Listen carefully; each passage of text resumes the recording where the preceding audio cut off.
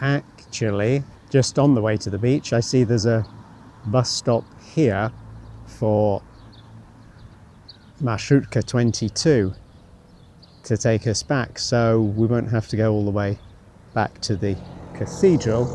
We can just come back off the beach when we return and pick the Marshrutka up from there. God, it's all falling into place. It's like I've sort of planned it really, but I'm just teasing you and pretending. But that's not the case. Now, this isn't the work of Elementon Art Studio, I suppose. Some kind of Karosta festival is referred to up in the top right hand corner. Oh, hang on, hush my mouth. What an idiot. Elementon Art Studio slaps me round the chops by putting their little name tag thing at the end of it. Okay. I don't know whether there was some kind of festival this was celebrating. The Seagull Festival? Hardly seems likely, does it? Few people celebrate the presence of seagulls. In my experience, having lived on the south coast of England for 100 years, all those years ago, I'm following this path because it's in the right direction, heading in the direction of the beach. Whether it's the best point of entry to the beach, I'm not sure. That might also be determined by what your intentions are here, because I gather there is a meeting point here for a windsurfing club. Where it is precisely, I don't know. Why it's here, I don't know either. It could be that windsurfers can tell me. International windsurfers or local windsurfers will know that this little stretch of the beach actually produces the best waves or the strongest winds. I'm not suggesting you break any rules. It wasn't my idea.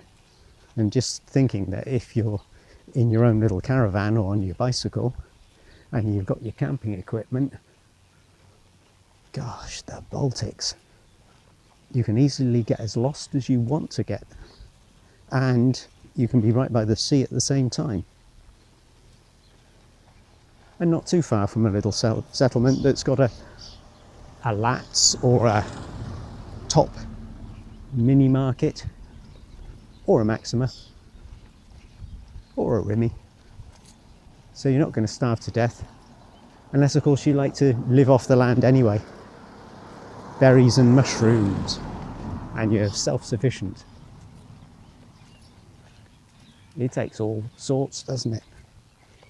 I met a guy in Riga just recently who I may have mentioned in one of the Riga videos. He was getting bitten all the time by ticks. Just the sound of that made me think, the romantic ideal of, yeah, just me in nature gets blown out of the water. By George, talk about getting blown out of the water. My ideas of Karosta Beach have just been blown out of the water by what I've seen here. Crikey. Unless it's my imagination, there are loads of people along the breakwater there. Gosh and golly. No, it's not my imagination, I don't think. Got a broken down old tram there. What's that all about? Does it serve as a sort of themed cafe? Or is it still working as a tram? But all these cars. What do these folks know that I don't know? We had a walk along a very similar breakwater in Ventspils, which was a little bit too recent to make this potential walk seem very attractive to me. They can't all be fishermen. Yeah, I think I'm going to give that one a miss.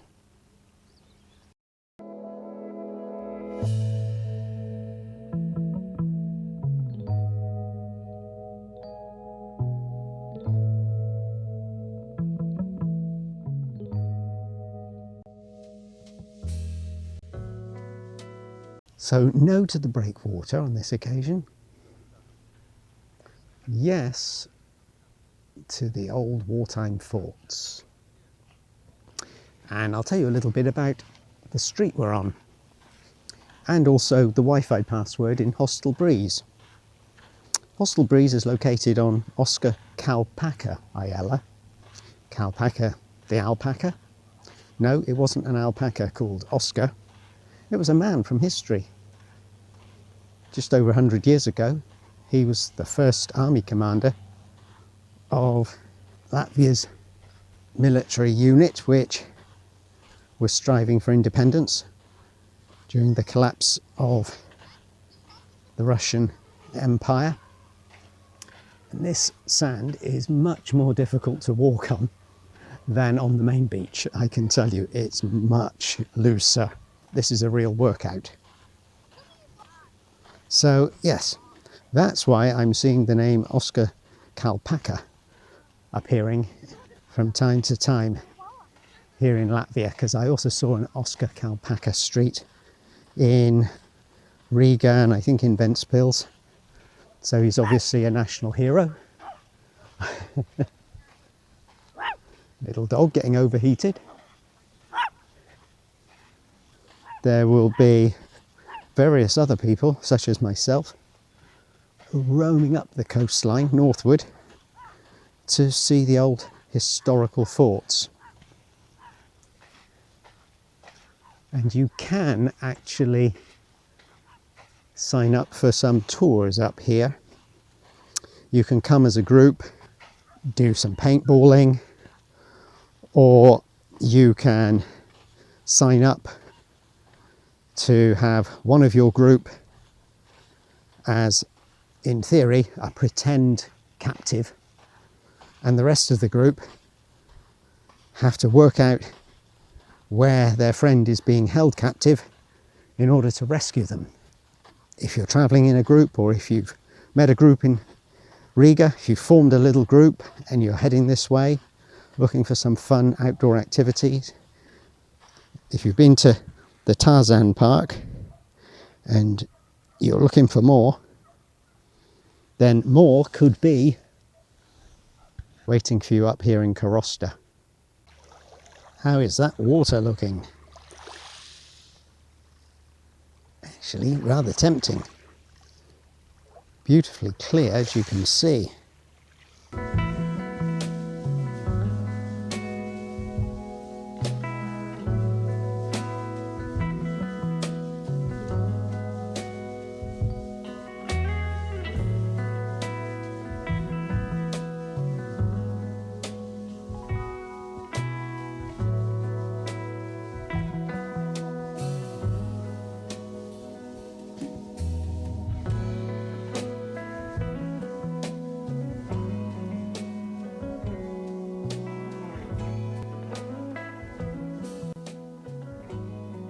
Going to see some more parts of the artillery battery which wasn't blown to smithereens. Shortly we'll get a better impression of what it used to look like before it got blown apart and ended up tumbling into the water.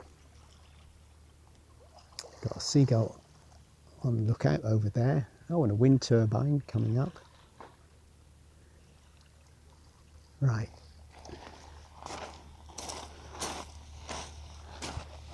Let's make some progress.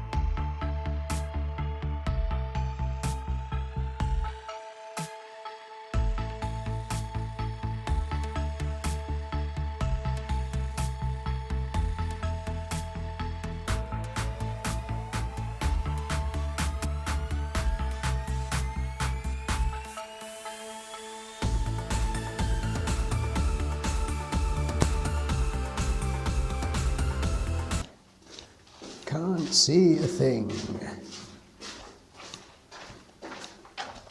Apart from the light at the end of the tunnel.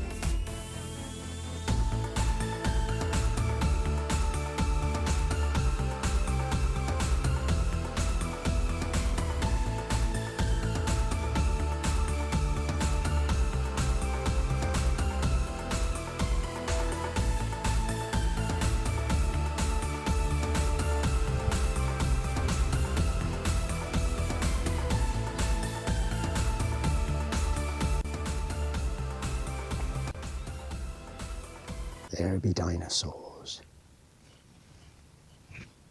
pterodactyls, perhaps.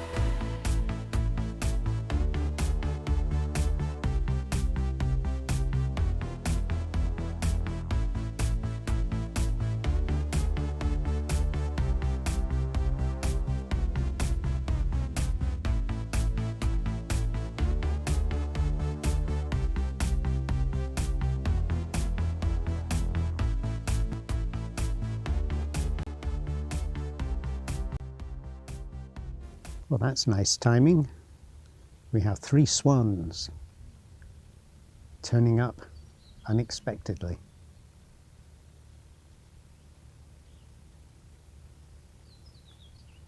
Underlining the serenity of the scene now compared to the devastation of 80 years ago.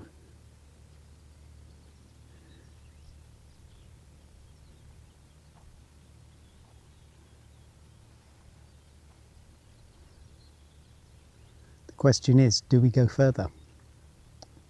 And the reason I raise the question is because there are more forts further on. Are they going to be significantly different from the ones we've already seen here, broken?